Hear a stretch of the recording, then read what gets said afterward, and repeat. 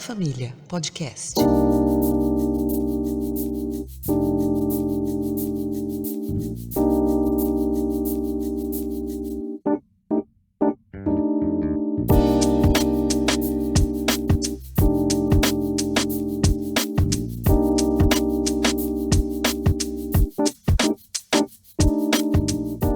Boa noite, amigos e amigas do podcast A Sagrada Família. Esse é o nosso 37º podcast. Nesta noite, trouxemos para conversar conosco a professora e pesquisadora Luana de Paula Pérez. A Luana, ela é mestre em Ciências Sociais, tem uma pesquisa envolvendo educação e MST. Ela foi professora do ensino básico, como fotógrafa e uma editora. MST, Gramsci e a Educação Popular. O professor Daniel Plácido entrevista a professora e pesquisadora Luana de Paula Pérez.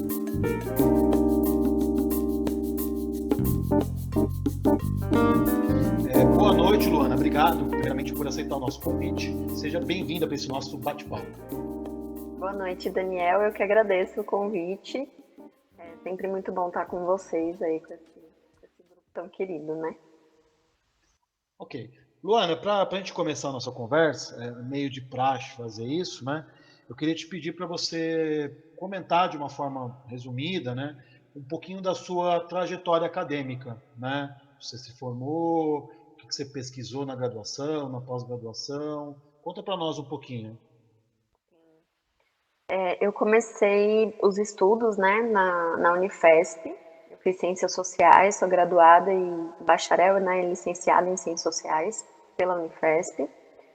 Já na graduação, eu comecei a estudar educação, mas ainda assim permeando alguns temas, né, que foram na verdade aprofundados depois, né, no mestrado. Então eu comecei estudando educação e fazendo um paralelo com um autor que chama Antonio Gramsci. Esse autor é um autor italiano que tem obras aí que chamam Cadernos do Cárcere, né? Ele escreveu essas obras quando ele estava preso pelo regime fascista. E esse foi meu primeiro desafio em estudar a educação, juntar a sociologia com a educação, estudar e falar sobre o marxismo com um autor que é um solo arenoso, porque as traduções eram difíceis, os cadernos são incompletos, né, por uma série de fatores que eles foram publicados muitos anos depois. Mas é um autor que me contemplava em muitos aspectos. Então eu resolvi continuar estudando Gramsci, né, depois assim de terminar a iniciação científica, monografia, tudo mais das ciências sociais, né? Só que aí eu fiquei um tempo, né, depois de terminar a graduação, tentando entender qual era o melhor tema que se encaixava para eu estudar no mestrado, né? Então eu tinha estudado muitas coisas da educação, conceitos pedagógicos, conceitos escolares, muitas coisas rondavam a minha cabeça, assim, mas o que eu faço agora? E aí eu entrei num grupo de jovens, assim, até não sei como eles andam nesse momento, que chama IPJ, que é o Instituto Paulista de Juventude. E lá a gente tinha uma formação de lideranças, né? Isso foi em concomitância com a graduação. E dali surgiram muitas inquietações para mim. E uma delas, que era muito latente assim na minha vida, assim, era o fato da gente ter contato com os trabalhadores rurais e pessoas ligadas ao MST. Isso para mim foi algo que foi de conhecimento imediato, porque eu não tinha muito conhecimento sobre o movimento e tudo mais, mas foi algo que me trouxe uma memória um pouco afetiva também, porque meus avós foram trabalhadores rurais e tinham toda uma história, né, por trás da família. E de repente me deu um start, eu falei, vou estudar o MST, né? O que estudar no MST? E como eu já estava inserida, né, dentro dessa questão toda da educação. Venho de uma família de educadoras, né? Minha mãe, minhas tias, meu tio, todos nós somos educadores. E eu falei, bom, acho que eu tô no caminho certo, então eu vou estudar educação no MST. Como a educação do campo era uma coisa que não poderia estar separada da luta social, né, do movimento, enquanto movimento, eu decidi então que eu estudaria educação e luta política no MST. Esse foi o tema do meu mestrado. E deixa eu te perguntar uma coisa, nesse estudo, você usou o Gramsci como uma baliza, uma referência, ou foi tipo Paulo Freire, ou as duas coisas? Não sei. Então, nesse estudo, como ele foi bem mais amplo, né, do que tinha sido na graduação, o que eu fiz? Eu estudei Gramsci numa questão mais sociológica, então eu peguei conceitos de Gramsci para estudar a educação no campo, inclusive conceitos da teoria educacional de Gramsci. Em contrapartida, eu estudei a pedagogia, né? Então, quando a gente vai falar de educação, não tinha muito como falar só de estrutura. Então, eu tinha que falar das questões pedagógicas também. Então, eu estudei Paulo Freire e me baseei na teoria pedagógica, mais assim, no Demerval Saviani, que eu estudei a pedagogia histórico-crítica. Porque ela fazia um paralelo direto com aquilo que eu estudava em Gramsci já na graduação, que eu estudei o Saviani também.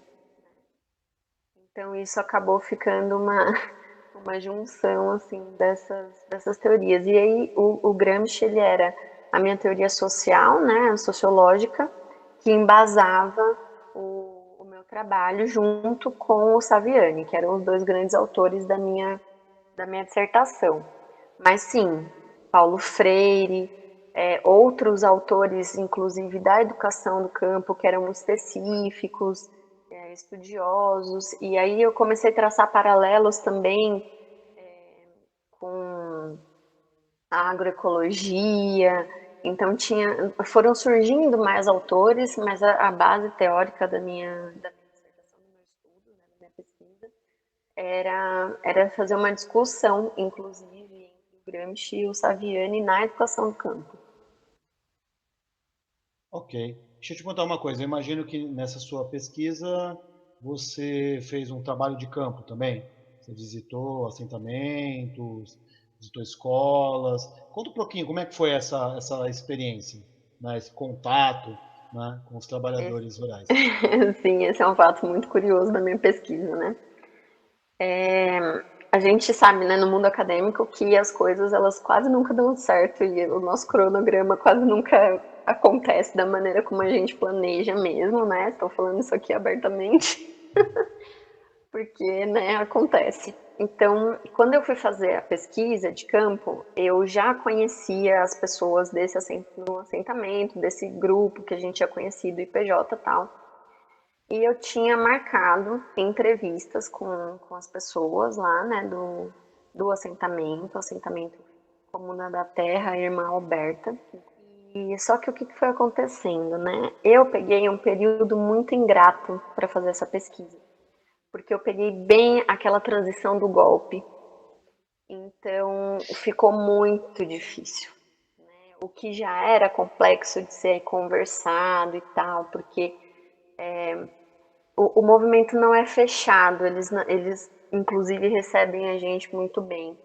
Mas como era um momento muito delicado, né, aquele momento que tava aquela loucura do impeachment e tal, e aquelas mobilizações horríveis acontecendo, né, e também foi num paralelo com o momento que a Escola Nacional Florestan Fernandes foi invadida pela polícia. Foi um momento muito tenso, assim, muito intenso. Então, das 6 entrevistas que eu ia fazer, eu consegui fazer 2. As 2 foram com lideranças, né, e foi muito incrível, assim, né, na verdade, eu acho que não foi nem uma entrevista, foi uma vivência para mim.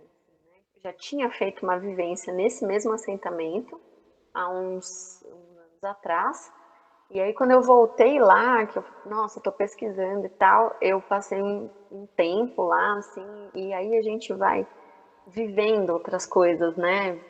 Vai entendendo como aquilo funciona.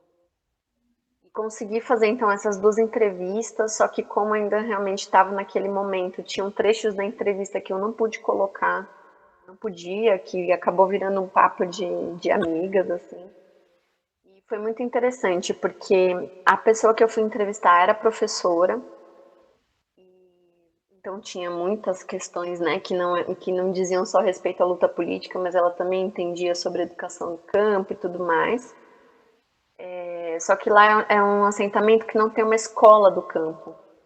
Então, eles faziam muito lá aquilo que eles chamam de pedagogia da alternância, né? Que é ficar um tempo fora, estudar, voltar, aplicar no assentamento. Eles faziam esse movimento, né? Mas ela era professora da rede municipal, então a gente trocou muitas coisas, né, também. E a mãe dela, né, que é essa moça que me deu a entrevista, a mãe dela também me deu a entrevista, inclusive estava em momentos históricos muito interessantes, assim, tá na luta há muito tempo, né, essas pessoas que a gente vai falar, uau, quanto tempo essas pessoas estão na luta, né, e conversamos muito sobre o momento político, sobre a questão dos governos petistas e tudo mais. Mas as outras pessoas com quem eu tinha combinado de conversar e tal, não conseguiram me atender naquele momento. Então eu fui caminhando por outros lados, assim. Eu ia na Escola Nacional Florestan Fernandes, eu fazia formações lá, conversava com uma pessoa ou outra, com os formadores de lá, com as pessoas que estavam morando lá, né? Porque lá também é circular, né? Moram de tempos em tempos lá. Então eu tive que margear a minha pesquisa porque foi um momento político que estava muito intenso. Mas foi de longe uma experiência muito incrível, assim, poder conviver com as pessoas nesse momento, assim, mesmo tão doloroso e tão intenso, né? Foi bem intensa, né, essa participação, assim, mas foi tão bom quanto. Certo. E trazendo um pouquinho mais para o presente, né? Eu, por exemplo, não estou muito bem informado assim sobre a situação do MST hoje, né? E as coisas parecem que pioraram um pouquinho, né, do tempo do impeachment para hoje, só um pouquinho, né? Piorou.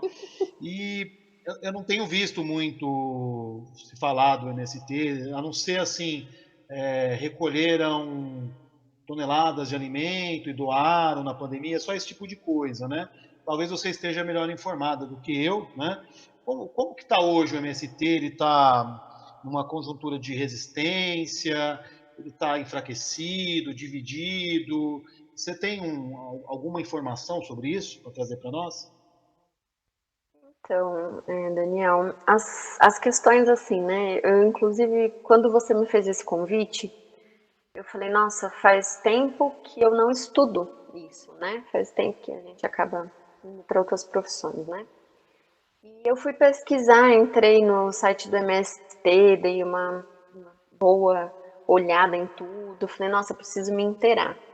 E assim, eu não tenho como hoje fazer um paralelo como eu fiz, por exemplo, na minha pesquisa, porque o que eu percebi é que se antes a gente já tinha dificuldades para achar os dados de luta pela terra, número de assentamentos, número de famílias e tudo mais, hoje se tornou mais difícil ainda. Eu não sei em que pé que está isso, né, de divulgação de dados e tudo mais. Eu sei que a Comissão da Pastoral da Terra continua emitindo dados. Tem muitos grupos, né, de pesquisa que têm acesso a isso, que estudam, né? Tem um boletim Data Luta, que inclusive eu dei uma olhada nele esses dias, mas eu não consegui achar os relatórios mais atuais, assim, de dizer 2020 foi isso e tal. O que eu consigo saber do MST é que continua sendo um movimento de resistência. Eu acho que todos nós que somos de esquerda acabamos sendo resistência nesse momento, né, político tão feroz aí para as lutas sociais e tudo mais, continua assim sendo um movimento muito atacado, várias reintegrações de posse, mesmo na pandemia, né, quando as pessoas nem deveriam estar circulando, né, essas coisas acontecem. Em contrapartida, o MST também tem feito inúmeras mobilizações para que não falte alimento para as pessoas. Então, o que eu tenho visto, assim, que tem sido mais informado é a produção de alimentos, que a venda desses alimentos são mais baratas, né, porque a gente está vendo aí preços exorbitantes aí no mercado e tudo mais, a inflação, né? Então, eu acho que de tempos em tempos, todo movimento, assim como a gente se reinventa na luta. Então, talvez a gente não tenha tantas notícias dessa coisa mais combativa, né, da ocupação de terras e tudo mais. É lógico que a grande mídia nunca divulgou isso, né, mas eu creio que essas lutas elas continuam, mas hoje elas têm um outro nome, talvez, ou um outro momento, né, político que a gente está vivendo, porque o MST ele tem a característica de ser muito resistente em momentos políticos muito difíceis, assim, né? Assim, governo FHC, né, que a gente sabe dos massacres de Eldorado de Carajás e Corumbiara. Então, o MST tem essa característica, né? Inclusive, há uns dias atrás, uma das lideranças foi morta, eu vi alguma coisa assim. Como falam, né? O MST continua incomodando pela força política que tem. A gente só não tem mais tanto acesso, e eu acho que também é devido a todos esses momentos trágicos, né, que a gente tem vivido hoje, essa pandemia que acabou tomando conta, né, da notícia. Então, mas eu acredito que o MST continue sendo um símbolo de resistência, continue com suas ações, inclusive educacionais, pedagógicas, e exercitando esse lado humano, né, que é o de preservar pelas vidas, né. Então, acho que essa questão de distribuir alimentos mais baratos, de fazer esse preço mais justo, também é uma forma de resistência. Ok. Aproveitando para a gente falar de movimentos sociais mais em geral, né? Claro que são muitos movimentos e não dá para falar de tudo. Eu queria direcionar uma pergunta que me veio aqui em mente, né? Porque é uma coisa que eu ouço, tenho ouvido muitas pessoas de esquerda repetirem isso. Eu queria ver a sua opinião a respeito, se é que você já pensou a respeito disso, né? Algumas pessoas têm falado que os movimentos sociais no Brasil, né, foram muito para o caminho das pautas identitárias, então a questão da luta antirracista, a questão da luta feminista, que são lutas importantes, mas muitas vezes isso está desvinculado da questão da luta de classes e acaba sendo meio que um jogo que vai para o campo liberal, né? A gente vê hoje em dia até a Rede Globo defende de certa forma a luta antirracista, a luta feminista, né? Não vou dizer que é totalmente ruim, mas é meio esquisito, né? Como que você vê essa questão? Essa crítica ou essa observação faz sentido, não faz sentido? Comenta para nós, Luana. É um assunto bem espinhoso, né? Quando a gente fala de movimentos sociais, assim. Eu acho que tem uma tendência dos movimentos sociais hoje nessa questão das pautas, né? De como essa mobilização ela toma uma outra cara, né? Ela tem uma outra roupagem, digamos, né? Luana, como cientista social, pesquisadora e tudo mais, eu não consigo desassociar a luta de classes das outras lutas. Eu acredito que as coisas elas não giram no mesmo assunto o tempo todo, mas elas têm uma origem que dá para a gente falar sobre feminismo e luta de classes, por exemplo, né? dá pra gente falar muito sobre racismo, sobre luta de classe, embora não seja o meu lugar de fala. Eu acho que existem tantas vertentes desses movimentos sociais que eu vejo como se fosse cada um na sua casinha, assim, sabe? Que eu acho tão importante quanto você lutar pela vida e tudo mais, né? Essa coisa da luta pela terra, ela é de séculos, assim, né? Fomos um país com 300 anos de escravidão e tudo mais, e país de latifúndios e tal. E a gente pode ver que a questão do racismo tem uma pincelada que vem daí, a coisa da mulher, da submissão e de como isso se construiu. Então, acho que tudo vem de um movimento histórico que é possível que seja discutido. Tanto o nosso lugar na sociedade, por exemplo, eu como mulher, o meu lugar na sociedade enquanto mulher, trabalhadora, ou dona do meu próprio negócio, por que não? Mas do meu lugar, por exemplo, como mulher branca, privilegiada, que tive a oportunidade de estudar e tudo mais.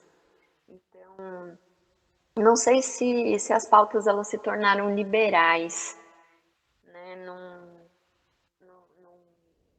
sei se dá para fazer uma correlação direta assim, falar é isso, tornaram-se liberais. Mas eu acredito que as coisas mudam conforme o tempo e todos nós somos sujeitos do nosso tempo histórico, né?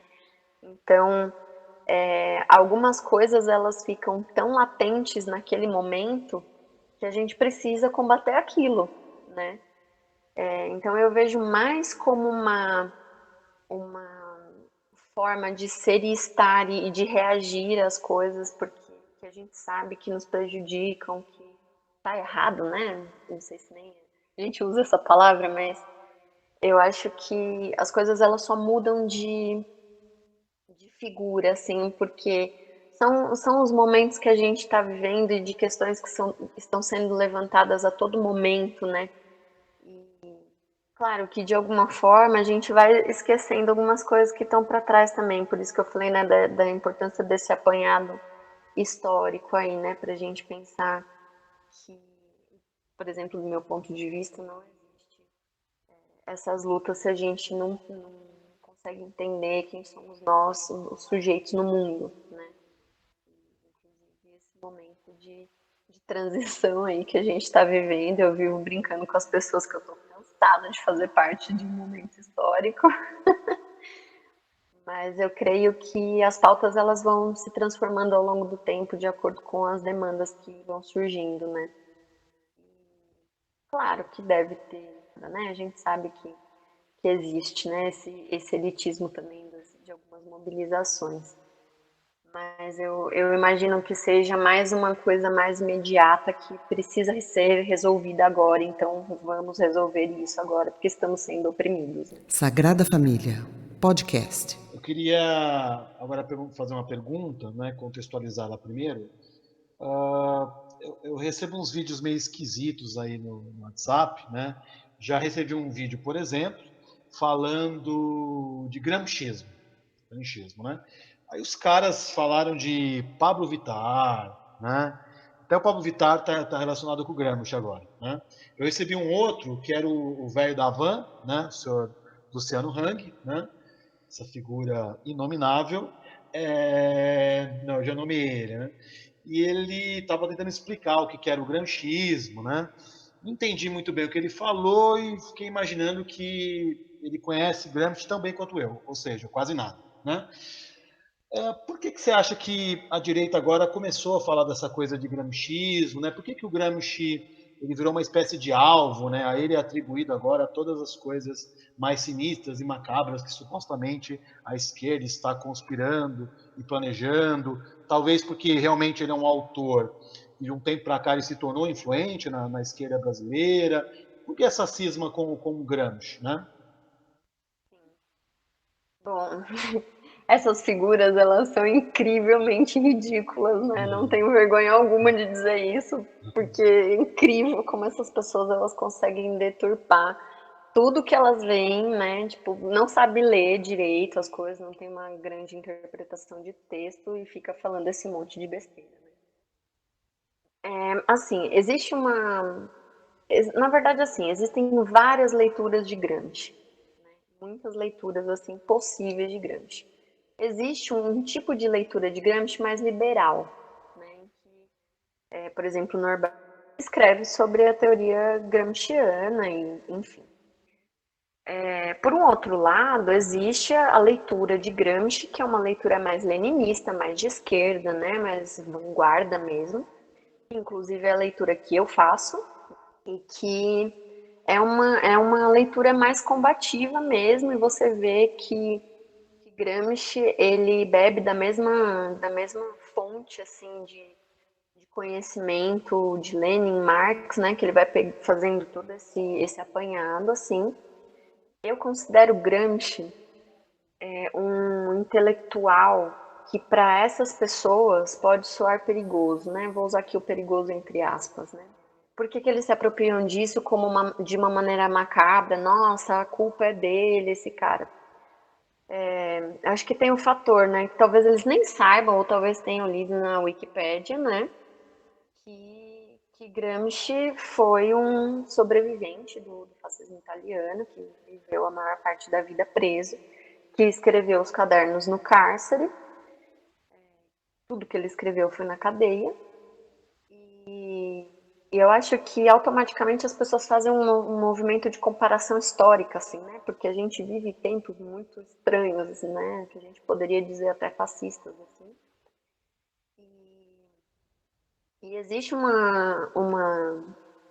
medo, né? Um certo receio de um pensador que tem a capacidade de ter lido Marx, lido Lenin, lido outros tantos autores do marxismo, né, do materialismo histórico, e ter conseguido escrever uma teoria que ele não cita nenhum deles, porque ele não cita, ele não podia citar, pouquíssimos momentos ele cita uma coisa ou outra. Uma curiosidade, tem uma parte do texto do Gramsci que ele quer falar do Lenin, e aí ele não fala Lenin, ele fala Illich, que é o nome do meio do Lenin. Então, para quem estuda e tudo mais, entende, né? Mas isso também era para confundir, né, o fascismo, para que eles não conseguissem entender mesmo, ou só quem fosse um estudioso da área. E eu acho que Gramsci, então, ele apresenta essa figura, né, que é uma figura que esteve presa, que conseguiu escrever todos esses cadernos, que influencia as pessoas. Hoje as pessoas estudam mais Gramsci do que antes, né? Quando eu estudei, por exemplo. E ele tem muitas vertentes, assim, são muitos caminhos que você pode estudar Gramsci, né? E aí, mais ainda, respondendo a sua pergunta, na verdade, né? Tipo, porque eu acho que isso incomoda, né? Gramscianos, não sei o quê. Eu acho que o que incomoda é que Gramsci, ele tem uma teoria difícil de entender, mas muito sólida sobre aquilo que ele considera como viável para uma transformação da sociedade. Então, por exemplo, o ponto que para mim é crucial estudando Gramsci é quando ele fala de guerra de posição e guerra de movimento, que inclusive são conceitos que ele extrai, né, da fonte lá do Lenin, né, que ele pega lá da guerra manobrada, né, que o Lenin fala quando ele vai falar dos partidos de vanguarda, inclusive o conceito de partido político também. Mas o que eu acho mais interessante é o que o Gramsci faz, o trajeto que ele traça para chegar na questão de que uma guerra de movimento, uma guerra de manobra, ela não é viável numa sociedade bem constituída, né, em que os aparelhos privados de agem de forma latente. Então, o que ele propõe para uma sociedade já bem estabelecida, que a gente chama de guerra de posição ou trabalho de formiguinha, né? sendo bem hostil com ele, mas eu acho que é isso mesmo. Por quê? Porque a guerra de movimento ela é importante e ela é essa questão de você adquirir o conhecimento, adquirir, ter acesso ao saber elaborado e tudo mais, e você ir transformando esses pequenos espaços, depois médios espaços e grandes espaços, até que você consiga fazer, né, aquilo que a gente gosta muito de chamar de revolução, mas eu acho que é perigoso, né, quando a gente coloca as pessoas para pensar, o conhecimento e tudo mais. E se isso chega, né, em pessoas que, como esses seres humanos, né, que você citou aí, nos vídeos do Zap aí, que eles estão, né, divulgando isso e dando isso como uma coisa, ai, que macabro e tudo mais, eu acho que o perigo que está por trás daquela teoria é o que mais assusta do que a própria leitura que a pessoa faz, né? Porque é difícil ler Gramsci, né? Acho muito difícil o velho da van ter lido Gramsci, mas tudo bem. Mas que tem uma questão de que Gramsci é um pouco mais atual e mais perto do movimento histórico que a gente está vivendo nesse momento, principalmente no Brasil. E tem também aquela coisa de que as pessoas acham, por exemplo, né, tipo, não existe mais marxista, não existe mais esses fulanos e tudo mais, os cara barbudo, não sei o que, né? Que a gente sabe exatamente os estereótipos aí que a gente reconhece. Mas e aí eu acho que Gramsci ele toma a frente aí desses propósitos e inclusive em outras tantas questões que eu poderia ficar umas 3 horas falando, mas eu acho que é isso, eu acho que é um certo receio assim dessas pessoas não conseguirem manter os seus status e tudo mais, e eles precisam se apoiar em alguma coisa para poder, tipo, não, eu preciso garantir o meu lugar no mundo, eu preciso garantir minha grana, eu preciso, sabe? Então, o que tá na moda aí? É isso. É perigoso? Então vamos detonar isso aí, sabe? E acho que esse movimento ele acontece porque as pessoas estão estudando mais e isso deve ter caído no colo dessas pessoas falaciosas, né? Então acontece o que acontece.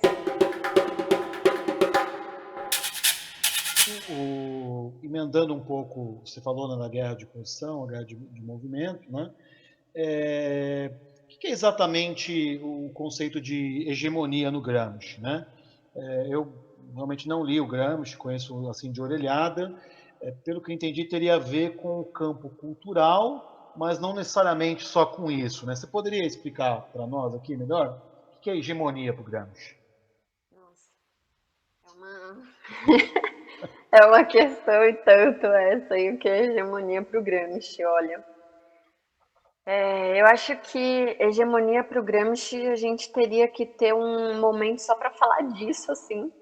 Teria que reler o Gramsci, inclusive, para poder te dar essa resposta, assim, mais é isso, assim. Porque eu acho não, eu pude constatar, né, durante esses anos de pesquisa, que não existe algo que, no Gramsci principalmente, que eu chegue e fale, é isso, conversou até agora.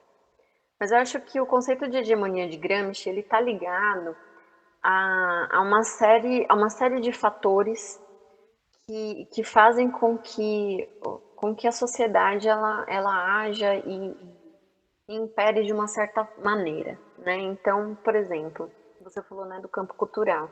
Existe o campo cultural, existe o campo econômico, que a gente chama, né, desses aparelhos privados de hegemonia, como por exemplo as escolas, as instituições, uma infinidade aí de locais, né, que a gente pode dizer esses aparelhos privados de hegemonia, que são esses locais, esses lugares em que você manifesta o apoio e você continua um ciclo para aquilo que você está vivendo estruturalmente.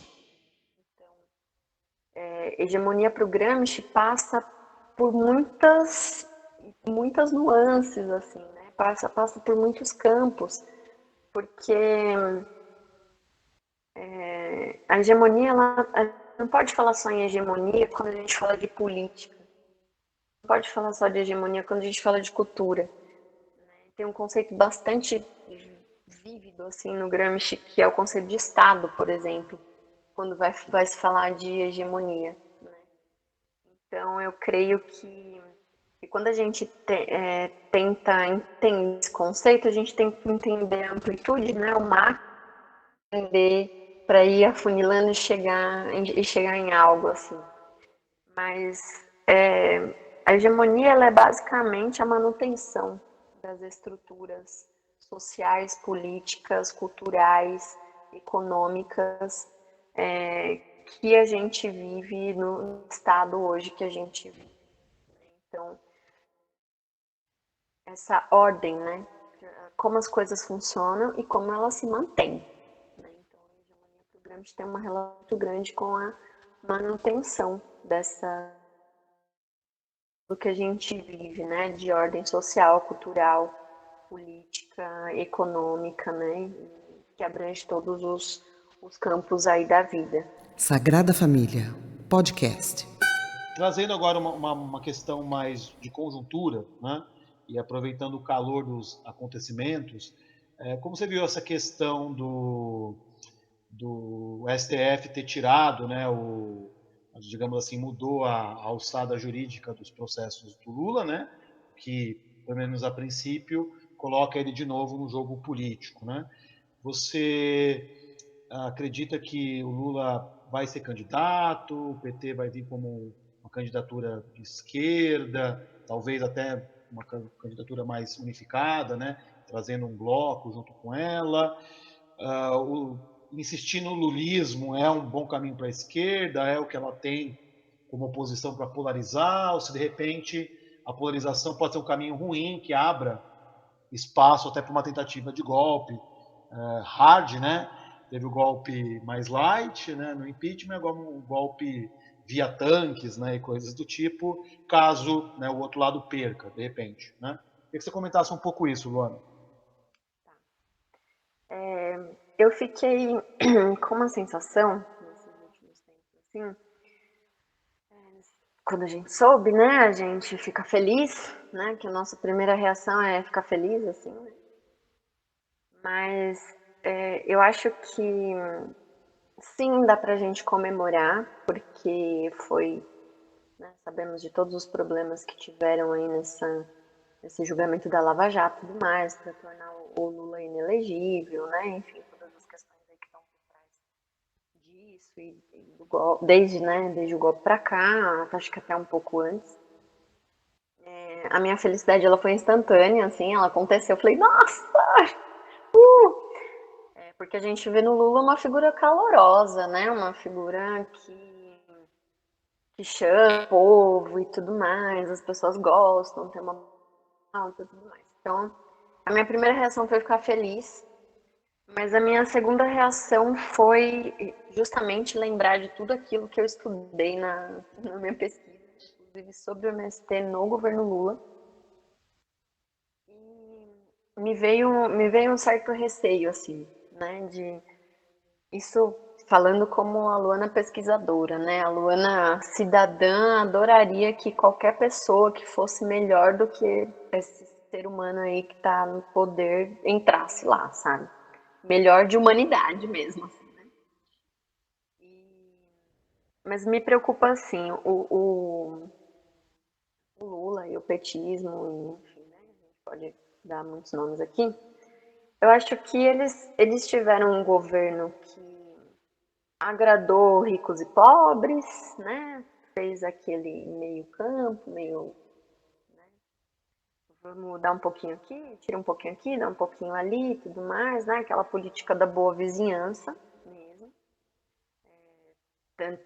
Tanto que o MST ele via na eleição do Lula uma forte resistência, falando, não, agora vai essa reforma agrária. Agora vai, agora não tem jeito, o cara tá lá, a gente apoiou, o cara tá lá, enfim, não aconteceu. Né? E aí vem o contraponto, que é o que o Lula fez. Não, eu não fiz a reforma agrária como eles queriam que eu fizesse, mas eu fui lá e fiz um monte de programa de incentivo. Então, tem Pronaf, Pronera, né, milhares de programas aí, por exemplo, de educação no campo, de agricultura familiar e tudo mais. Então, assim, esse jeito de governar, né, teve, né, esses anos aí do governo Lula, ele é digno de muitas repercussões, né? Porque tem gente que vai gostar muito, tem gente que não vai gostar, tem gente que vai dizer que o Lula traiu as pessoas, tem gente que vai falar, não, ele fez o certo porque ele estava, porque lá dentro ele tinha que fazer isso, enfim. O que me preocupa e o que eu também vejo como perspectiva, não vai ser uma candidatura de esquerda, porque não acho que hoje caiba essa possibilidade. Eu acho que para você lançar uma candidatura de resistência e tudo mais, não é um momento histórico propício. Né? Então, pelo menos vendo do ponto de vista e análise do partido e de como ele agiu nas outras eleições, assim, né? Não é minha opinião política, assim, mas eu creio que o PT ele não vai fazer isso. Eu acho que vai fazer, sim, conchavos e aquela coisa, novamente, da política da boa vizinhança e tudo mais. Eu acho que vai tentar se aproximar um pouco mais do centro, né, do que a gente chama de centrão, né, para ganhar um pouco mais de força política também, que veio perdendo aí ao longo dos anos, né. Eu não sei o quão satisfatória é uma candidatura do Lula, mas eu também não saberia te dizer o quão receosa é uma candidatura sem ele. Porque esse cenário que a gente está vivendo, essas coisas que a gente está vivendo, é tudo tão turbulento que hora a gente consegue falar, não, é o cara, ele vai lá, ele vai ganhar, vamos tirar esse negócio daí que está na presidência e tal. E pelo amor de Deus, alguém, né, salva a humanidade, salva o Brasil. E outra hora há um certo receio, medo de que uma figura carismática como ele e tal, pública, inflame, né? Inflame os ânimos e as pessoas e que haja mesmo essa questão do golpe. Nesse momento, o que eu prefiro entender, assim, analisando esse momento político é que ele é importante, né, para nós, como brasileiros, porque eu acho que surgiu aquela pontinha mínima de esperança ali no coração de algumas pessoas que já não acreditavam em nada. Né? Que é incrível que a gente fica feliz com o mínimo, né? Com o que não deveria ficar feliz, enfim. Eu acho que reacende um pouco dessa questão de que as pessoas, por hora, podem encontrar-se um pouco apáticas, né? Por toda essa situação muito desgastante. Então, talvez isso tenha trazido uma certa esperança. Mas eu não entendo ainda como que funcionaria uma candidatura dele, porque as coisas acontecem numa velocidade tão rápida que eu não consegui ainda digerir o fato de que o STF tinha, né, tirado as acusações, e aí também teve o outro negócio do Moro, né, que estão julgando ele também, e aí eu falei, nossa, é muita notícia, é muita coisa para a cabeça fazer essa... E o Moro também seria um candidato, né, pelo que estão falando aí, então talvez polarizasse numa disputa política de grandes figuras, assim, né, de novo, e aí o meu medo é o antipetismo. Meu grande receio é o antipetismo tomar conta de novo do cenário eleitoral brasileiro, que infelizmente ou felizmente, sei lá, é o único jeito que a gente tem de fazer nossas mobilizações na grande política nesse momento, né? Então, o meu receio é esse, né? O que eu tenho mais receio de dizer que uma candidatura do Lula é possível, né? Mas tem uma rejeição muito grande também, a gente sabe disso, então, né, figuras como o atual presidente aí estão no poder hoje também, né, pelo antipetismo e, claro, pela falta de formação e caráter das pessoas, enfim, tem uma lista aí de fatores, mas eu vejo dessa maneira hoje. Ok.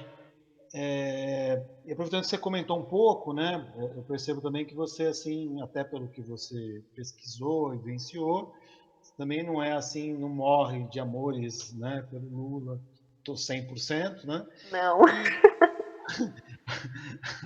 E olhando hoje, né, o quadro da esquerda brasileira, os partidos, os movimentos sociais, tem algum que você se identifica um pouco mais? Talvez viria militar ou você está afastada, não está pensando muito nisso? Olha, nesse momento, na verdade, já faz um tempo que eu me afastei da coisa da militância, da luta política, mas eu comecei a agir por um outro viés, assim, inclusive que foi uma das coisas que eu fiz há um tempo atrás, um pouco antes da pandemia. Eu tentei caminhar por um outro lado, que é um lado mais artístico, da força da luta, assim, né? Então, claro, vinha fazendo isso até então, agora meio parado, eu falo, né, meio apático, assim, com essas coisas todas que estão acontecendo, mas sempre entendendo o seu lugar no mundo, né? Consciência de classe a gente tem uma vez e nunca mais esquece, né? Mas eu vim tentando margear um outro tipo de movimento, assim, né? Que foi, que foi através da arte, da fotografia, da música, que eu vim tentando, que eu saí um pouco da vida política, de alguma forma, da grande política, né? Essa coisa da mobilização social, de ir na rua e tudo mais, fiz muito isso, para tentar chegar em de um outro lado, sabe? Tentar ir por um outro caminho, assim, né? Então, eu acho que eu tenho identificação com muitos movimentos, que eu acredito nos ideais, que eu acho importantes e tudo mais. Mas hoje não me vejo mais naquele lugar, né? Então eu fui para um outro aspecto da luta que é diferente, né? Mas não deixa de ser importante. E aí, inclusive, comentando isso, eu fui há uns. Agora eu nem faço ideia do tempo, né? Porque faz tanto tempo, parece que faz 30 anos que a gente tá em casa, né? Mas eu fui num evento do MST que eles falavam um pouco sobre a questão da arte, como que a arte influenciava na luta política. E é uma questão que eu nunca parei para olhar, né? Todos esses anos olhando os movimentos sociais e tudo mais, a gente conhece, claro, movimentos artísticos, a gente está, né, em contato com o MST, momentos de mística e tudo mais, mas eu nunca parei para olhar visualmente como que a luta ela se dava através da arte. E foi então que eu fui no evento do MST, que ele falava sobre como essa mobilização artística ela foi também uma forte ferramenta para a luta política do MST, para a luta social. Então, tinha cartazes, tinham informes e todos eles muito bem elaborados e tudo mais. E aí foi quando eu percebi que eu poderia fazer algo bonito e importante, mas que eu pudesse estar no meu lugar também de expressão, né? De botar a criatividade para fora, de mostrar coisas de uma outra forma. E aí eu acabei trilhando esse caminho aí da fotografia. Então, que foi quando eu fiz o curso técnico, né, de processos fotográficos na ETEC, fui falar um pouco sobre Sagrada Família. Podcast. Você procura, então, trazer esse olhar mais da sociologia, né, até político, agora para o seu trabalho artístico, vamos dizer assim. Um pouco isso, né? E a sala de aula? Porque você trabalhou, né, como professora, né, no ensino básico, você pretende voltar para a sala de aula ainda? Isso agora não é uma coisa que você vê no seu horizonte? Como que você encara essa coisa da sala de aula hoje, né? Eu gosto muito dessa profissão, né? Ser professora acho que foi uma das tarefas mais difíceis e mais prazerosas que eu já tive na vida, assim. Sem romantizar, porque é tão caótico quanto legal, né? A gente sabe que de todas as questões aí que a gente enfrenta, ainda mais como professora do ensino público, eu voltaria sim a dar aulas. Talvez não num espaço de tempo muito curto, assim, né? Porque agora eu tô me desenvolvendo em outras áreas. Mas que também sempre tive ligado à educação, né? Então, é uma coisa que eu não tô agindo diretamente lá, mas tô margeando aí, né? A gente faz os nossos trabalhos, né? Que sempre estão ligados à educação. Mas eu vejo que talvez nesse momento voltar para a sala de aula não seja uma perspectiva de agora, né? Eu acho que é uma coisa para o futuro, assim, também. Talvez quando eu tiver, inclusive emocionalmente mais preparada para enfrentar isso e voltar com tudo mesmo, assim, né? Voltar para isso, assim, né? Para ver as sementinhas que a gente planta, né? Para colher alguns bons frutos aí no futuro. Mas nesse momento, a princípio, não voltaria, né? Tipo, num curto prazo, assim. Imagino que também você esteja a par, né, dos relatos que chegam, né?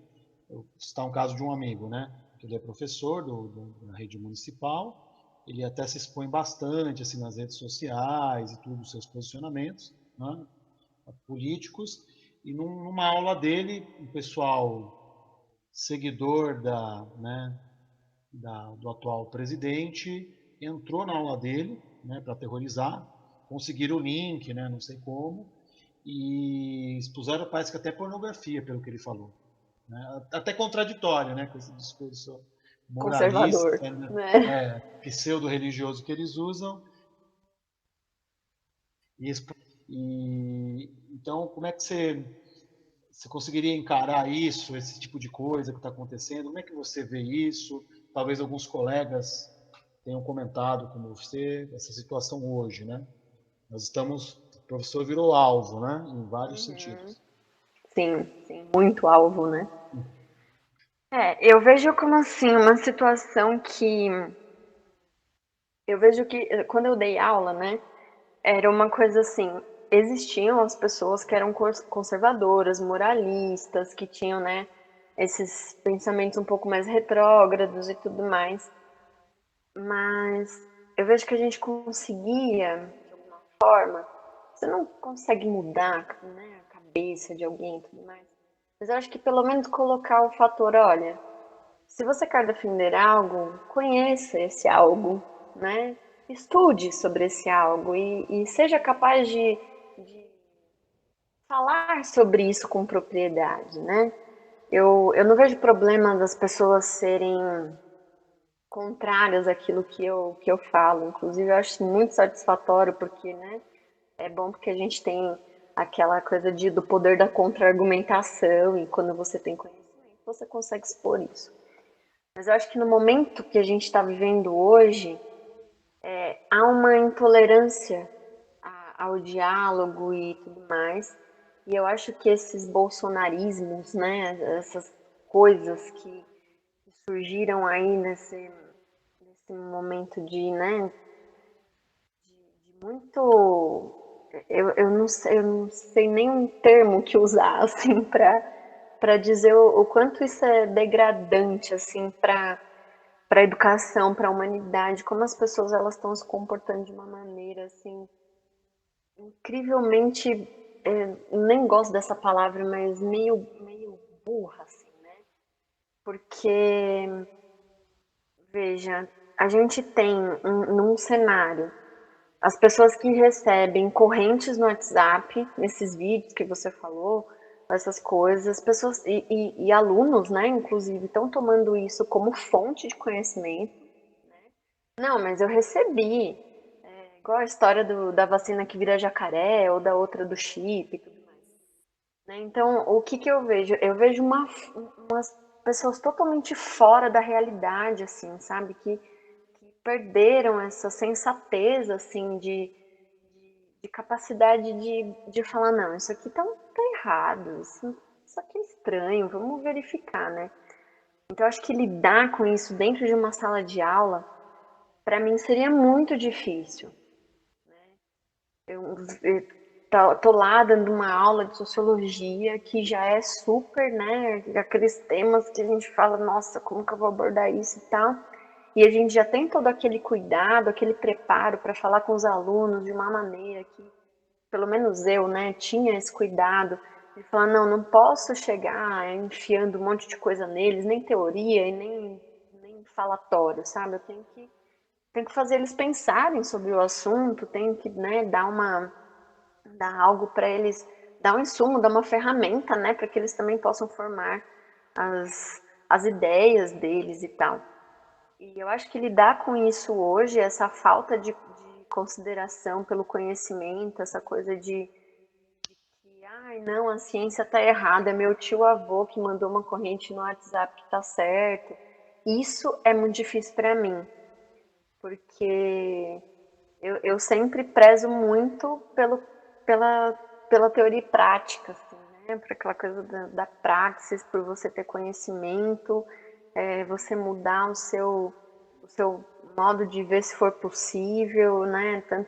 Tanto estudei a pedagogia histórico-crítica, quanto aplico ela no meu modo de dar aula, né? Então seria muito difícil para mim encarar isso, assim, acho que é uma dificuldade que eu imagino que, mais do que meus amigos me contando, muito mais pessoas estejam passando, assim, né? Tem um caso de uma conhecida que voltou a dar aula agora, né? Nesse primeiro momento que as escolas reabriram. E ela falando, Lu, não dava para ficar naquela sala de aula com aquele menino vestido com a camiseta do Bolsonaro 2 anos depois dessa catástrofe de governo.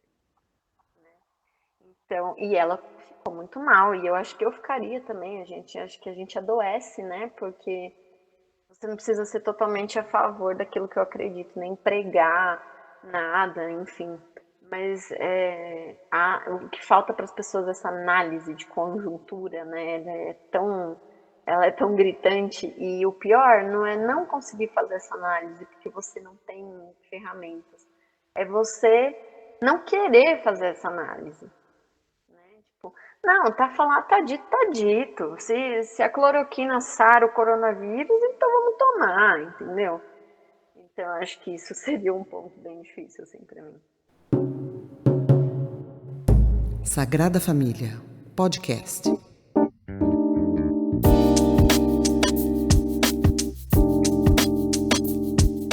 Ok, então, Luana, eu vou encerrar. Eu queria agradecer aqui esse bate-papo, essa conversa que a gente teve, né? Obrigado mesmo pela sua boa vontade, pela generosidade.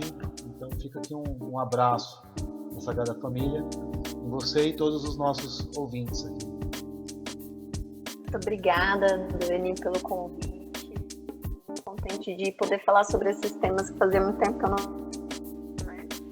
Poder botar para fora aqui também as minhas insatisfações, medos e inseguranças, né? Porque somos todos humanos e estamos vivendo em um momento muito complicado, né? Acho que o que a gente pode fazer agora é ter esse grito de esperança de algum momento,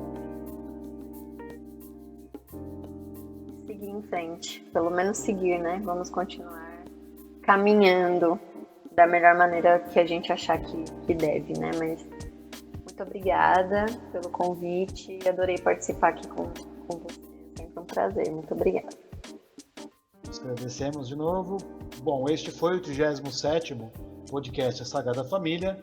Um abraço para os amigos e amigas, camaradas.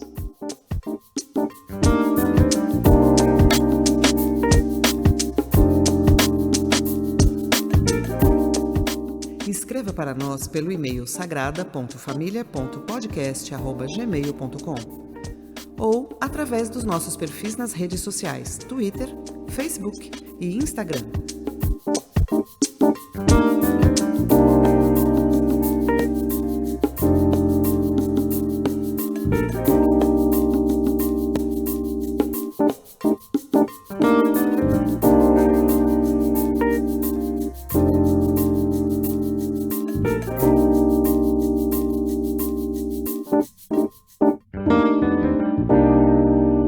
Sagrada Família, podcast.